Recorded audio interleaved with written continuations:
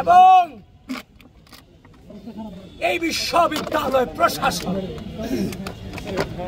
এই রিটের পক্ষে যে আইনজীবী নিযুক্ত করেছে সে হচ্ছে শিশির বণিক। বিশ্ববিদ্যালয় প্রশাসন স্পষ্ট ভাষায় বলছি, আজকে থাকার কথা ছিল কবরে, আছি এখানে। আমার রক্ত, আমাদের রক্ত, আমাদের কণ্ঠের উপর দাঁড়িয়ে তুমি সেই প্রশাসনে বসেছ। তোমাকে তো কোনো দলের প্রতিনিধিত্ব করার জন্য বসানো হয় না। প্রিয় ঢাকা বিশ্ববিদ্যালয়, ঢাকা বিশ্ববিদ্যালয়ের মাটিতে আগামী 9 সেপ্টেম্বর ডাকসু নির্বাচন হতে হবে এবং উপস্থিত যে ছাত্রবৃন্দ এখানে আছেন আপনাদেরকে স্পষ্ট নির্দেশনা দিচ্ছি, আমাদের প্রচার কার্যক্রম এখান থেকে আবার আমরা রুট টু রুট ফিরে যাব, হল টু হল ফিরে যাব।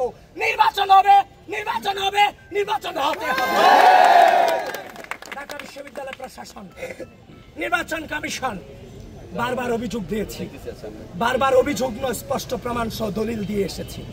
আপনারা কোনো ব্যবস্থা এখনো পর্যন্ত নেননি। আপনারা আর কত রক্ত চান, আর কত ফাসাদ চান? আপনাদেরকে থামতে হবে। থেমে যান। ঢাকা বিশ্ববিদ্যালয়ের শিক্ষার্থীরা, গোটা বাংলাদেশের শিক্ষার্থীরা তাদের রক্তের উপর দিয়ে আপনাদেরকে ভিসি বানিয়েছে, আপনাদেরকে প্রক্টর বানিয়েছে, আপনাদেরকে বিভিন্ন হলের প্রভোস্ট বানিয়েছে। প্রকৃতি হয়তো বা কিছু সময়ের জন্য মেনে নেয়, কিন্তু প্রকৃতি কিন্তু দিন শেষে ছাড় দেয় না। সকলে সাবধান হয়ে যান, সকলে নিরপেক্ষতা বজায় রাখেন। আমি উপস্থিত যারা আছেন সকলকে ধন্যবাদ জানিয়ে আমি এখানে আমার সংক্ষিপ্ত বক্তব্য